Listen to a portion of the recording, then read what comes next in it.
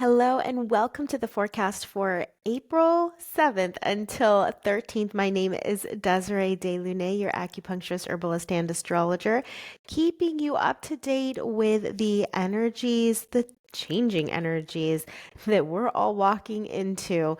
Hope you're feeling all of this Neptune in Aries, and Aries is in full force right now. So we've got a couple of major events happening throughout the week. We have Mercury that is finally going direct. It is out of retrograde this week. And then we also have a full moon to work with in Libra. So I'm going to go ahead and share my screen and let's dive into all of these important events and make it big. And please make sure to like, subscribe, and share away if others would benefit from this information as well. So we are going to begin with Monday here. And on Monday, as you can tell, we are still in Aries season as Sun is in Aries and Neptune is at 0 degrees because it's just fresh and new. Look, I've been talking about how Neptune in Aries is a really big deal, and understand that it's going to be here for 14 years and it just started. So it takes a good year to 2 years for Neptune to fully settle into Aries. And I want to repeat some important things here as Neptune is coming in Aries. And, Sun has been in Aries. So essentially, like Neptune came into this sign with the sun as a part of this makeup of energies. And so know that the sun has to do with self-identity. It actually is also exalted in Aries. It's in a really good position because sun is fiery and Aries is a fire sign. So it's about your self-identity. It's about your individuality. It's about your personal ambitions and goals and desires. We're talking about above just basic needs. Like, what are you really going after? Because Aries is about initiating, it's starting, it's motivated, it's driven, ambitious, and it's going after what it wants. And with Neptune here, Neptune does represent our own visions. It represents our spiritual giftings, our intuition, but it's the dreams that we have for ourselves. Neptune is a very dreamy planet. And with Neptune going into Aries, individuation is going to be important. You standing up from out of the crowd, you standing for yourself and standing for something, having extreme self-awareness and consciousness about who you are and what you want out of life and what you're here to design and what you are here to create. Now, look, I know that, create your own life and destiny. Like, these are phrases like within this community people say all the time. But I'm telling you that it's not just a cliche. It's not just a saying. These energies are fully at play right now. And Aries is bold, it's fierce, it's courageous, and it doesn't hesitate to let you know what it desires and what it wants. And it is not needing this approval. It is not needing validation or comfort or security. Aries can do messy. Aries doesn't mind getting dirty. It doesn't mind that. And that's actually really amazing because people are going to start to feel confident. There's confidence here. People are going to have self-acceptance. Their self-worth is going to rise. And so confidence in their own creativity, in their own abilities, in their own spiritual giftings, in their spirituality even, and even in their dreams. And it's not like permission is needed here for Neptune. I mean, honestly, screw permission. We just go for it.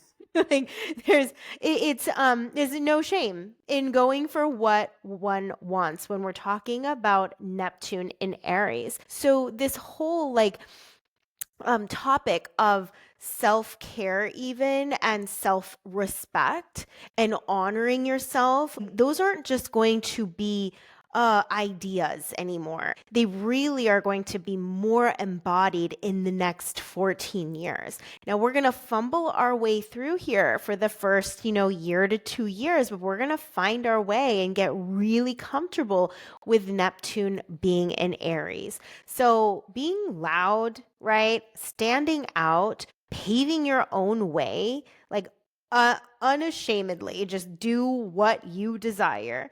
These are things you're going to see rise up inside of you as well as rise up inside of others too. So it's a really exciting time for the healers and the creatives and the empaths and the hypersensitives, because this is our go time. This is action time. This is coming out front and center. This is showing ourselves. So I really, really love this season for people like us, because we don't have to pretend or be afraid or hesitate or, hide away. It's not necessary, because wherever Neptune is, the culture, okay, we're talking about, the collective, but the culture reveres and admires and highly respects the things that Neptune, the sign that Neptune's in, the theme of where Neptune is in. And so being like this spiritual warrior, for example, being out in front and leading and paving the way and just going for it, like those are the things that will be highly, highly admired. And so there's no reason to be so afraid of yourself. And we don't have to be afraid to also share of ourselves and voice ourselves and really make ourselves known. So that's my discussion here on Neptune in Aries and Sun being in Aries. This is a powerful time for people like us, and that's what I want to say. Okay, so besides that, on Monday, we just have all these major events. We had the eclipse in Aries, Neptune going Aries, and finally today we have Mercury going direct. It actually stations direct today, meaning it is no longer in retrograde. So that means communication is going to be much smoother. Have you been in some more fights and arguments and conflicts in the last few weeks? Have you had scheduling conflicts at all? My goodness, I've had to rearrange so many meetings, way more than I normally do, like a 300% increase in like misunderstanding of the time zone, like things of that nature. That's such a Mercury retrograde situation. But we have Mercury finally going direct. So that is going to bring just improved planning, improved scheduling, improved communications, less like dumb things that you're going to have to deal with in terms of that. Okay, we also have Mercury is still conjunct Saturn and Venus. So there is more order in our thinking, since Saturn and Mercury are only a degree away. And more order, more structure, more logical, more analytical. We also have the influence of Venus here that is connected to Mercury. And Venus is still in retrograde. Okay, we're not done. It's almost out, but we're still in retrograde here. So there is still a little bit of like revision going on. And I like how when it's close to Mercury, it's helping us to put words to what we're feeling about the relationships in our lives, about our pleasures and our play and our hobbies, and just the things that we actually value and care about, and rethinking these things, revisiting these things. But I'm just grateful that it is no longer retrograde. We do have it also in trine with Mars. And with that, we're going to have also quick, sharp minds, sharp thinking, better decision making, and just having a lot more clarity. And even in the way that we speak, there's more passion and it's dynamic and it's more exciting. So I really love the influence of both Saturn and Mars to Mercury, because then we have our passion, enthusiasm, drive, ambition, right? And also just sharp intellect, like we can just analyze through things really fast. But then we have the methodical and strategic component that Saturn brings so that we're not just being, reckless. But I will say there's a lot of Mars influence this week that is happening. As you can see, actually, we'll just kind of jump to it now. Look at Mars right here. Mars, is direct, yay, but it is in trine with all of these other planets. So it's in a direct trine with Venus and Saturn and Mercury. There's definitely a lot of indicators for, I would say, passion, excitement, dynamic types of engagements that you have with people, and also your thinking, and your drive and ambition is followed up by action and discipline and commitment and follow through. So there is a sustained energy and devotion and commitment into something that we really care about, something that matters to us. And then not only that, we have Mars in sextile to Uranus, which Uranus brings this innovative thinking. So it kind of adds to this whole mix and being able to creatively problem solve situations. As I've said, the landscape's different. It's changing. Do you feel a little different? I mean, does the world look a little different to you than what you remember? Sometimes I feel like I'm glitching between timelines. I'm like, I have to recall, where am I right now? Where am I?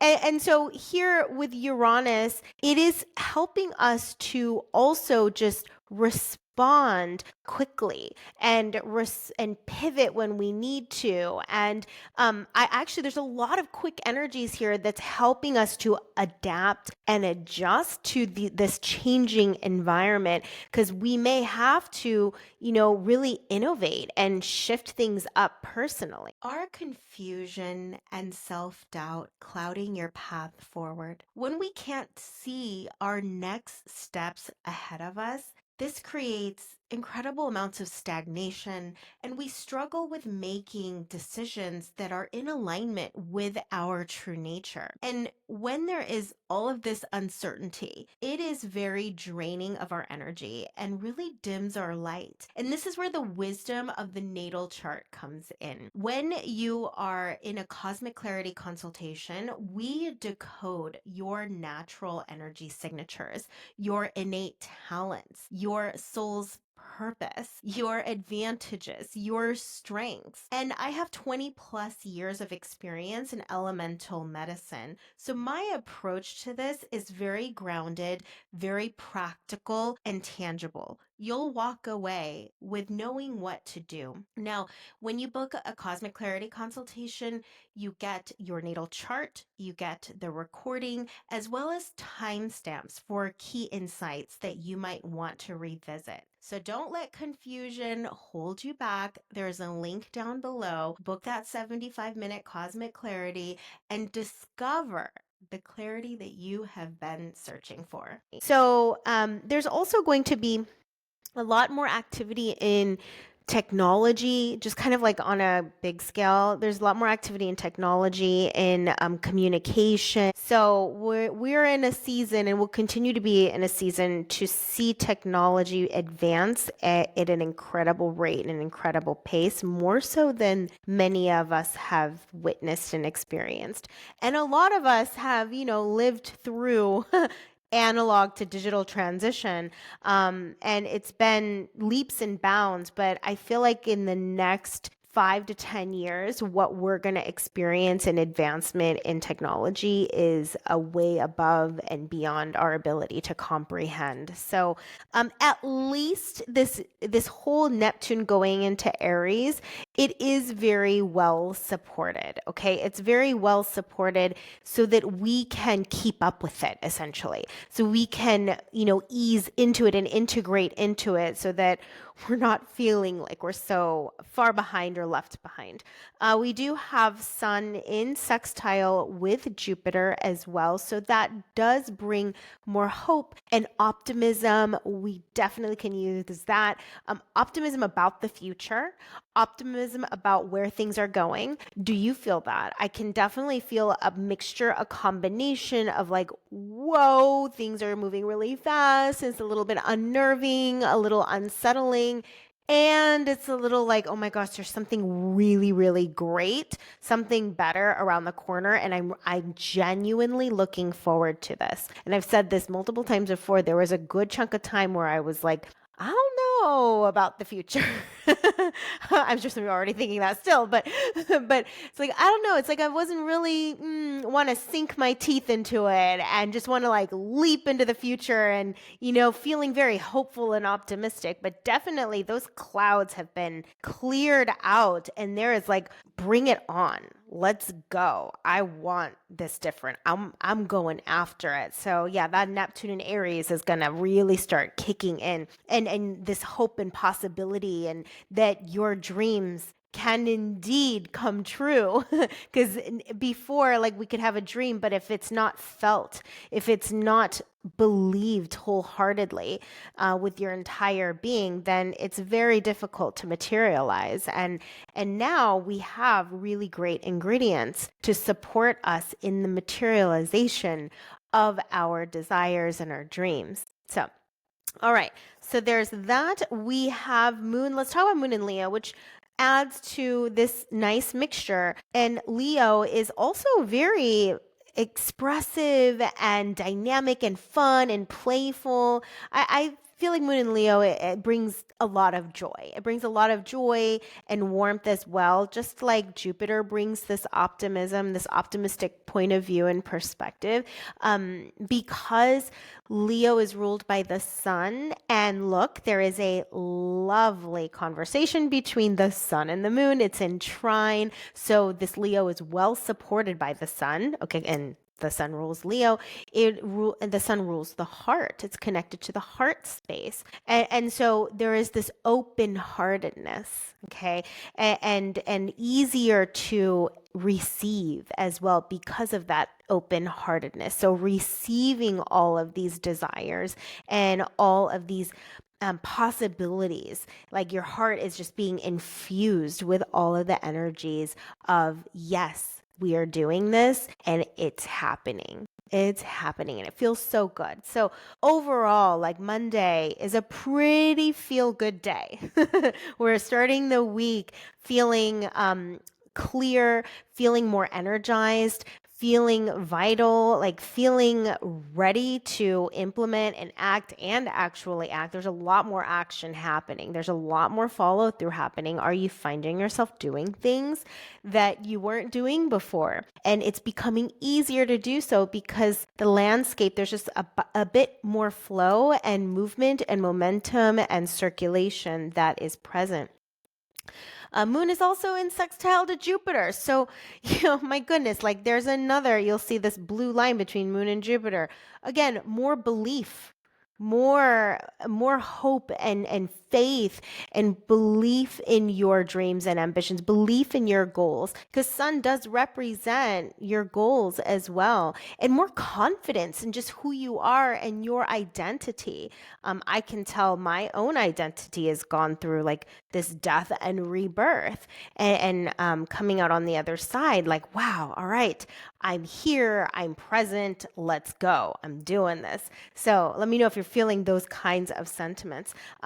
But we're also noticing, these are all interacting with each other. So the Mars is communicating with Venus and Saturn and Mercury by all of these trines, right? And then you're seeing Mars talking to Uranus, and Uranus is also talking to Venus, Saturn, and Mercury. So this is called a mini grand trine. And you'll see that Uranus is here at the apex. And with Uranus being the apex, that's really like the crux point here. This is a major answer here for us and to respond to is Uranus energy.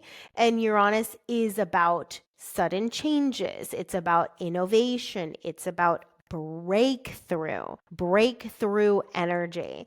And so just invite that in, invite a major shakeup, and it is to crack you open for that evolution. It is for your greater good and the greater good of all of the collective. So this is change is the way, is essentially what I'm saying, is change and vigorous change, and like really surrendering to the change and moving in that change is the way. So if you're finding yourself for whatever reason in the same all the time, that's a red flag. Okay, that's a red flag. That's a red flag to notice that, okay, now, my motto is more not same, it's change, change, change. So find ways to create change. And I am sure there is something in your life that needs to change, that that has needed to change for a long time, but you've just been, pushing it off and pushing it off and pushing it off. Guess what? Time is now, right now, for change, and lots of it. Change in the way you think, change in your routine, and change in your structure, change in your passions, and change in your hobbies and pleasures and play, and your rest, changes in your relationships, change everywhere, like a 360. Change in the way that you are viewing the world and life, like everything is your spirituality, your spiritual practices. All of these things are being called to change. Okay. Okay. All right. So that's my lecture for this mini grand trine. But I do want to point something out here. We used to have this. We had this last year quite a bit. And now it has returned. And this is because, Mars was going backwards, right, in retrograde, and now, relative to the Earth, and then going forwards. And so we're back at this point again. If you've been listening to me for a while, we had some months where we had Pluto in opposition to Mars. Okay, this is a very volatile aspect. This is a very volatile conversation. You've got Mars, which is the planet of war and fighting and aggression, all right, in a difficult conversation with Pluto, which represents the underworld, that represents death and rebirth, which, we all need that and go through that, but it's a painful process. It holds the amount of energy that is compressed in Pluto is like an atomic bomb. So it's intense. This is a very volatile aspect between these two. And so this is what we'll probably start seeing out in the world, even more violence being activated. This will stick around until May 9th. So we have a long time for this aspect. And there are some things to watch out for, more power struggles, more like authority, more domination.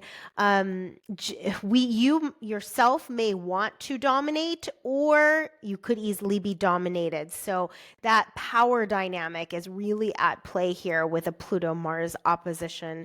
There will be more confrontations, confronting authority figures, for example, challenging and questioning authority. Have you seen that in the news?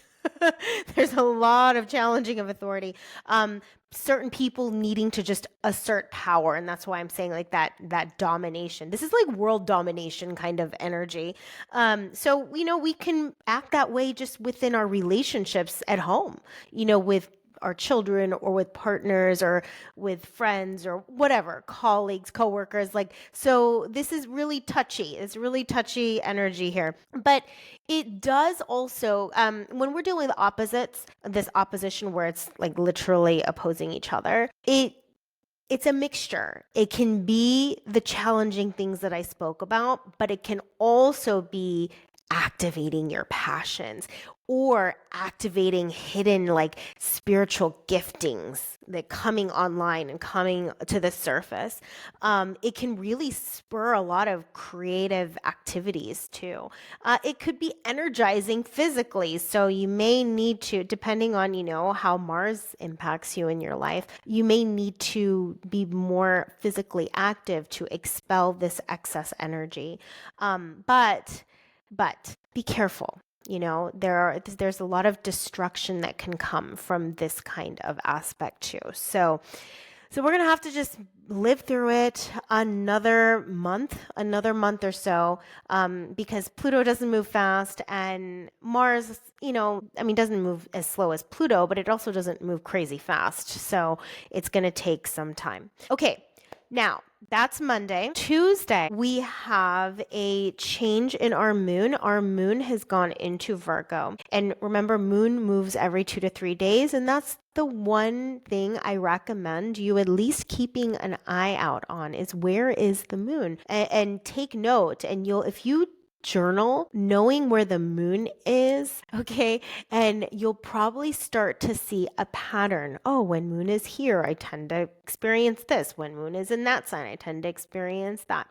So moon right now, on Tuesday, is in Virgo, and it is a very grounded, logical, practical sign, and it cares about details. It cares about efficiency, optimization, and making sure things are orderly and clean. I notice that I tend to clear clutter and do organization things when moon is in Virgo. I just naturally want to. It feels so good. Or clean eating. That's another thing that I personally notice, where I don't want to eat heavy foods, or I don't want to stuff myself, or I don't want to eat anything that isn't nutritious or nourishing to my body.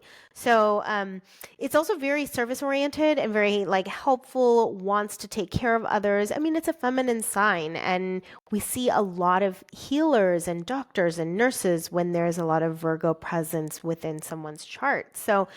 So there is more of how can I take care of you? Okay, let me take care of you. And it's also taking care of the self. It doesn't have to be a martyr here. I'm going to take care of myself, and I'm also going to take care of others. So that's one thing that Virgo is actually pretty balanced at. The one thing we got to be careful is being very, very critical, because it loves details and it likes things perfect. So watch yourself if you are getting a little too nitpicky, a little too critical, a little too judgy. That's a moon thing. But Virgo is ruled by Mercury, and Mercury is very busy. Okay. It's a busy planet and likes to go here, go there, do that, do everything all at one time. Being busy and using your hands, Mercury rules the hands. So doing activities that utilize the hands. That's why I like cooking a lot when moon's in Virgo, because I'm utilizing my hands to knead things, to chop things, to break things, whatever. Use your hands. Okay, so then we do have moon square Uranus. So that's going to be it only has one aspect, is that. And remember, Uranus brings sudden changes, surprises, things that are just out of the blue. Usually when it's in a square, like a red line like this, it can bring some chaos. So you may have to adjust to something that you couldn't have planned for. Just have awareness around that. I've always known when something not so great happens with the moon square Uranus, and then I check and I'm like, oh, moon squares Uranus. Okay, that makes sense. There's a bit more grace and like a forgiving nature about it, rather than just getting more upset and irritable and frustrated and explosive. It's more like, oh, okay. That's the energy of the time right now, and that's what needs to express. And I may not, love dealing with it, but let's just deal with it. So then I end up relieving a lot of stress along that process, because then I come into acceptance, and then you assess the situation and do what you need to do. So yeah, just expect emotional unpredictability and instability when you have that, okay? When you have this kind of makeup in the setup. All right, so that's Tuesday. Wednesday, we have moon still in Virgo, and it is squaring Jupiter. This is where we have to be careful of excess in indulging. So, eating our emotions, for example, you got to be cautious here. There can be mood fluctuations too. Squares are usually very challenging. And not only that, we have Sun square Mars. On the good side, it can stir up more energy and drive and ambition. However, it can bring like this impulsivity and a competitive spirit, very aggressive, can cause conflict and fighting within relationships. So it's a touchy day. It's a touchy day. Conflict resolution may not be what you want to do on Wednesday. Do it another time. So on Thursday, my gosh, maybe I would say conflict resolution, also not on Thursday. This is madness for the moon. Look at the moon here in Virgo. Now, okay, granted, we do have some, no, okay, maybe I stand corrected. We could have some good conflict resolution, but it's going to be intense. There is going to be lots of volatility. It does have blue lines. It has blue lines, but look at the amount of opposition. All right. Look at the amount of red lines that is just like beaming down at the moon. So let's go through this whole mixed bag because there's a lot of feelings happening. There's a lot happening in your internal world, a lot of shakeup and change. And with moon being in Virgo, it's an earth sign, do earthy things. Okay. Gardening, hiking, cooking with food, taking extra supplements, taking extra like minerals. Do earthy stuff, or use your hands to release some of this energy. Now, we first have moon opposite Mercury. Thankfully, Mercury is direct now, or yeah, it's going forward, but this can bring conflicts within our communication, having a hard time really expressing how we're feeling. It's you're gonna need to find some way to resolve like the tension between, how you're logically thinking through things and then how you're feeling through things. Because there could be a total dissonance, or it could be complete opposition on how you're thinking about something and how you're feeling something. The way I kind of describe this is, okay, here's a situation. Here's how I'm feeling about the situation, but I don't like the way I'm feeling about the situation. I should be feeling something different. This is where the overanalyzing and then the judging comes, because, we were in Virgo and Virgo loves to judge. I have a lot of Virgo, so I can say that. And so, and then you can be like, what's wrong with me? Why am I responding that way? I shouldn't be this angry. There's no reason to be this angry, but I am, right? And then you just kind of have this internal battle with yourself.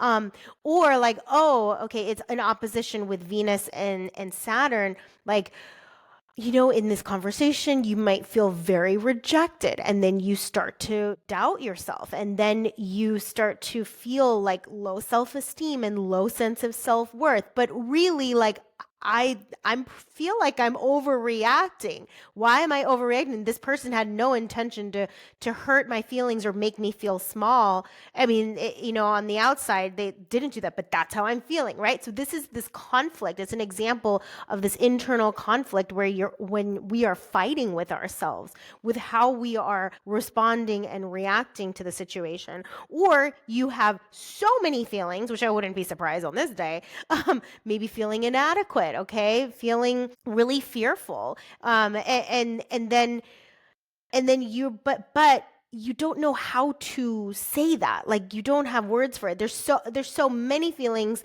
that you don't even know which one to talk about first, or even describe it. Okay, I'm just giving random examples here, but yeah, that's how I feel like this day's going to be.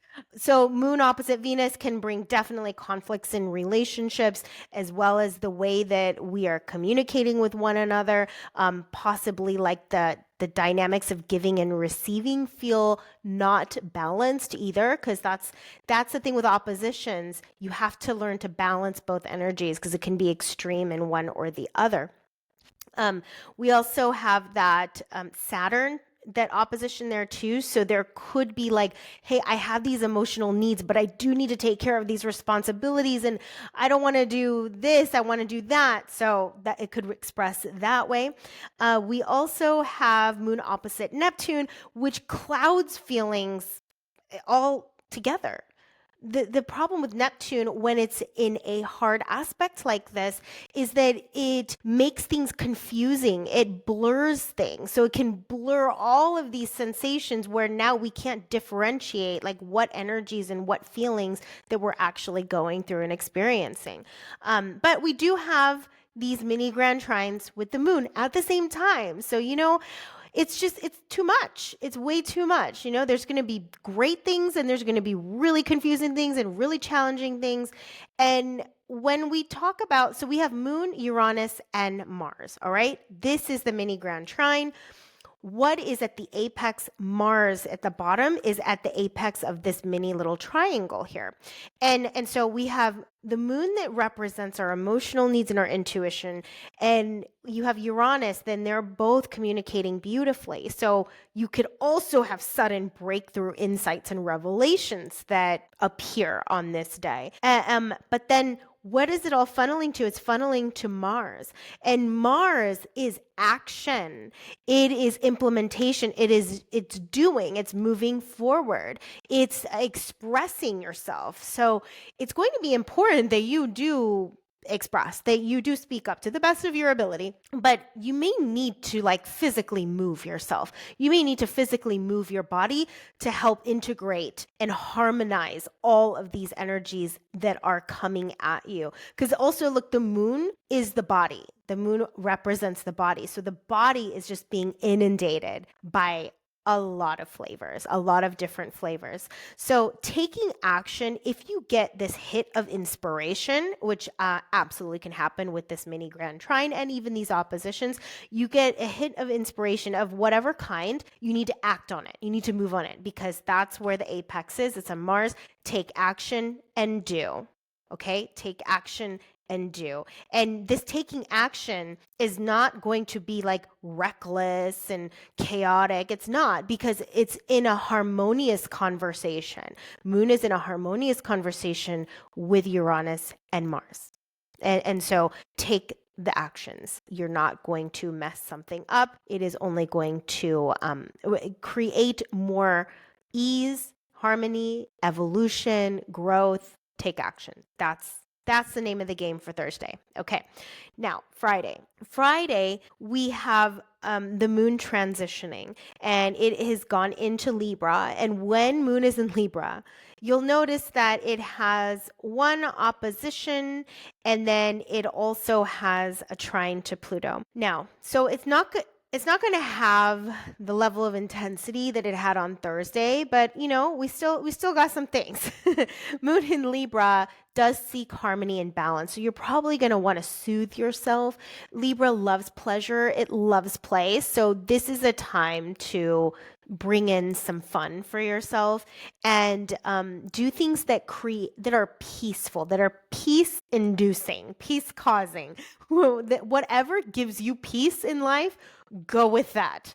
Go for that on this day, because you also have this trine to Pluto, which is a positive conversation, but it gives you emotional depth. I feel like it's going to really help you to reflect deeply internally on what is happening up to this point in your life, maybe even really reflecting on everything that came through on Thursday and understanding why these things are coming to being, why these things are surfacing for you. And so even in your conversations with people, the dynamics in your relationships, like the conversations are going to go deep. And I feel like you're going to get more self-awareness on this day, and a lot will also be revealed within your conversations. Libra does represent our relationships and sharing of ideas, and that's why I'm saying this may also be a nice time to actually even, get therapy, for example, or do some kind of healing work, because things are like the dots are going to get more connected with this Pluto trine the moon. Okay, we also do have, though, moon in opposition with Neptune here, and that can bring some, that cloudiness and confusion around your feelings, your emotions, and that's why I feel very important to be around people who are not creating drama in your life or triggering you or causing you more heartache, I would like stay away from individuals like that. Be more around soothing individuals, and ones who know how to listen to you, ones who accept you, who validate you.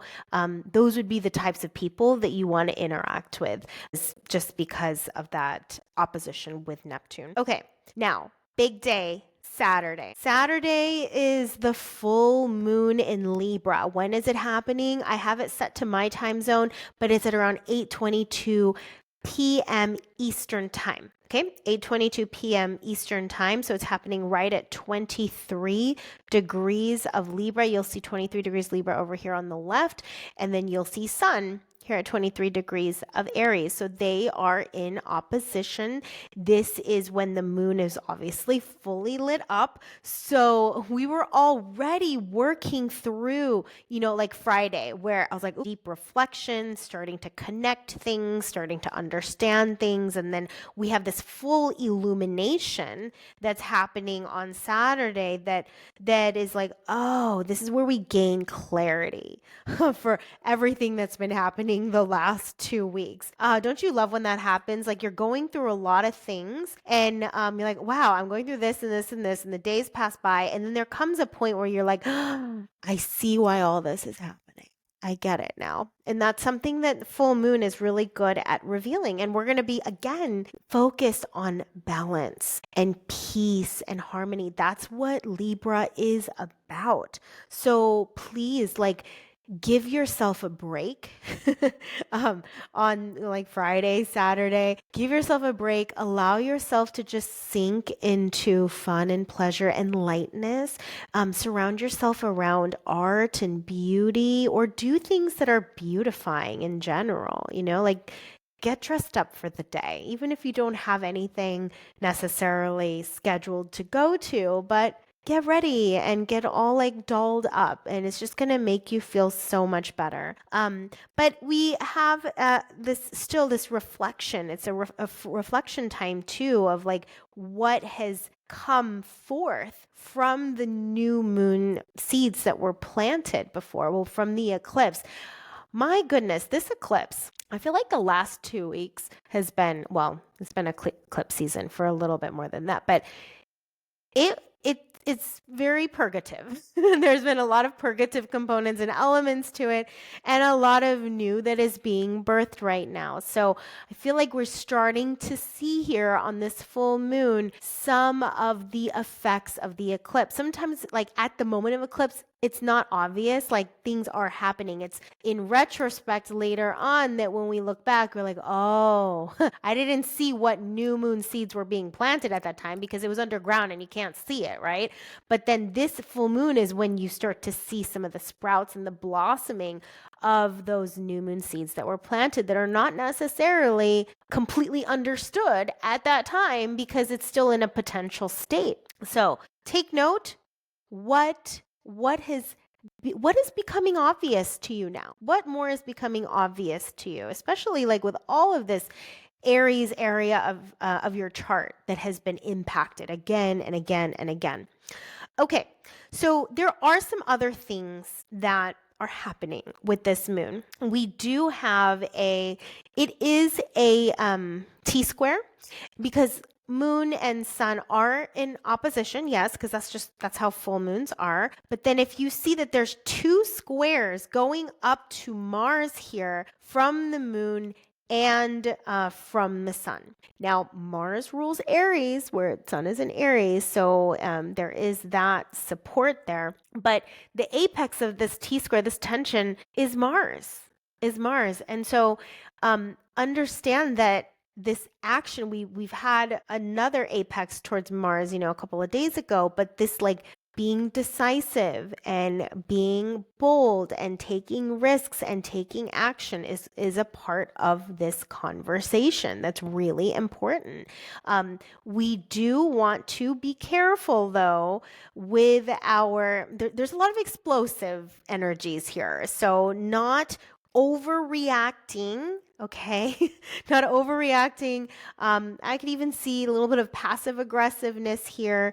If you get frustrated and irritable, which is a huge potential with all of this irritation of Mars onto the sun and to the moon is in Libra. Honor your natal moon and honor where the moon is at that time. It's in Libra, full moon in Libra. So beauty, okay, arts, relationships, loving relationships, of course, connecting, being social might release some of that pressure too. So Saturday, be social with fun people, all right, not triggering, instigating type people. Then you'll be fine. but also just sink in, like I said, sink into your pleasures and sink into play. Or maybe you have some kind of goal or some kind of ambition. That's Mars represents that. Maybe there's something you're really intensely focused on finishing or doing or completing or something like that. Channeling all of that energy into actively, attending to that thing, that will also help mitigate too much like built up pressure of energy too. So it's a pretty jam-packed jam-packed thing, but it's going to be very about yourself, like what you want. Mars is what you want, what you desire, what matters to you, what are your personal interests, goals, pursuits. It's okay to focus on yourself. I want to reiterate that. It is okay to focus on yourself and what you want and what you desire. That's going to be a very powerful answer to life at right now in these times. Okay, so that's Saturday. Now, Sunday. Let's just add some more volatility. I think this is even a more volatile day than all of the others. So we're going to end the week with a bang, okay? Moon is in Scorpio. It is not happy in Scorpio because it is tumultuous. It's jealous. It's possessive. It's intense. It's the underworld. I mean, it's the deep fears. I mean, it's all the hard emotions that we so enjoy going through is where Moon is at. And then look at it. It's still in opposition to the sun because we just had the full moon, which then can create some tension, like just internally you're not feeling connected and harmonious. And then it's squaring Pluto and squaring Mars while Pluto is in opposition to Mars. I already talked about Pluto opposite Mars and how this is going to be around till May 9th and how this is like, a little bit violent and a little aggressive and explosive and kind of scary sometimes. And then we have Moon directly fighting with both Pluto and Mars. I mean, this is going to be an angry day, a moody day. Very, very moody, very like anything could set you off type of a day. So it feels very raw, very vulnerable, very touchy. And so this may be a good time to just kind of lay low, chill, hang out, like take a personal day. I would be surprised of people being not feeling this. This is so much.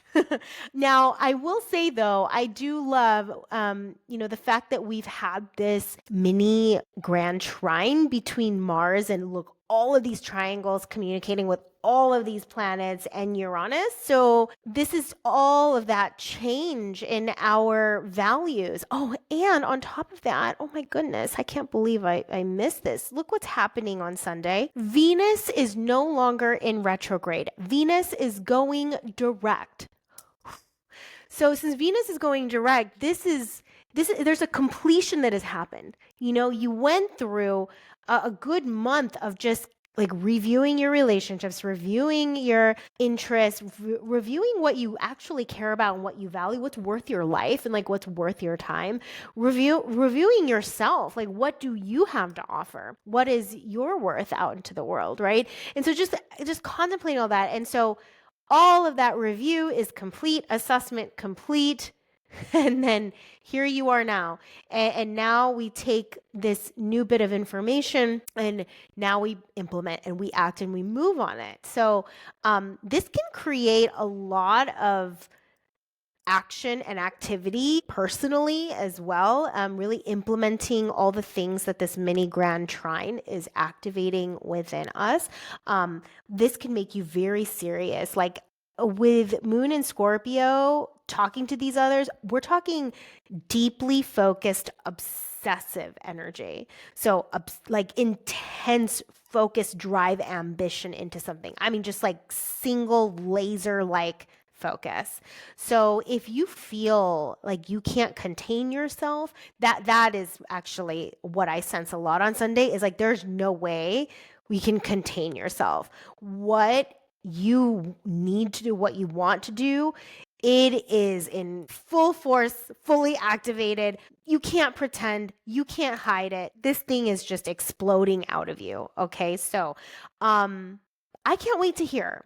Please come back on a Sunday and let me know at the end of Sunday, like a review of what Sunday's like, because this day I feel like is going to be memorable.